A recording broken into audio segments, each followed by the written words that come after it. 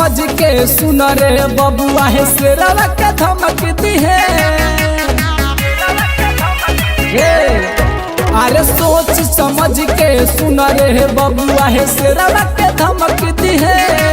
रंगदारी में आगे सीतामढ़ी हो अपना पापा से पूछली है। रंगदारी में आगे सीतामढ़ी हो अपना पापा से पूछली है।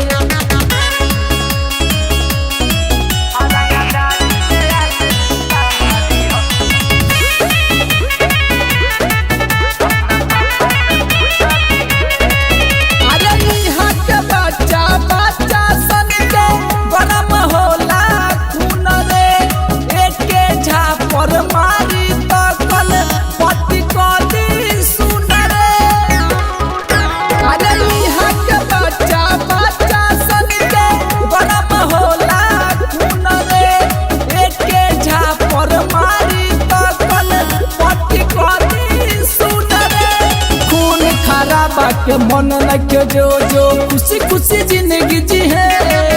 अरे खून खराब के मन लगे जो जो खुशी खुशी जिंदगी जी है। रंगदारी में आगे सीतामढ़ी हो अपना बापों से पूछली है। रंगदारी में आगे सीतामढ़ी हो अपना पापा से पूछली है। सुन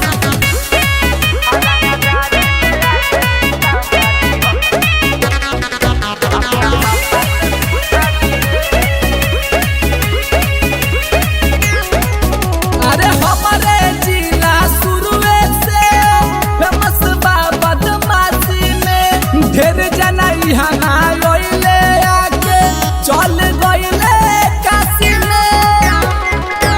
अरे हमारे जिला शुरुए से फेमस बा बदमाशी में। ढेर जना यहाँ गईले आके चल गईले काशी में। गुलशन मुरारी पड़ेला भारी कबो तू तौली है।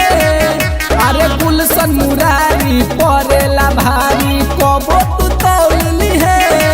रंगदारी में आगे सीतामढ़ी हो अपना बापों से पूछली है। रंगदारी में आगे सीतामढ़ी हो अपना पापा से पूछली है।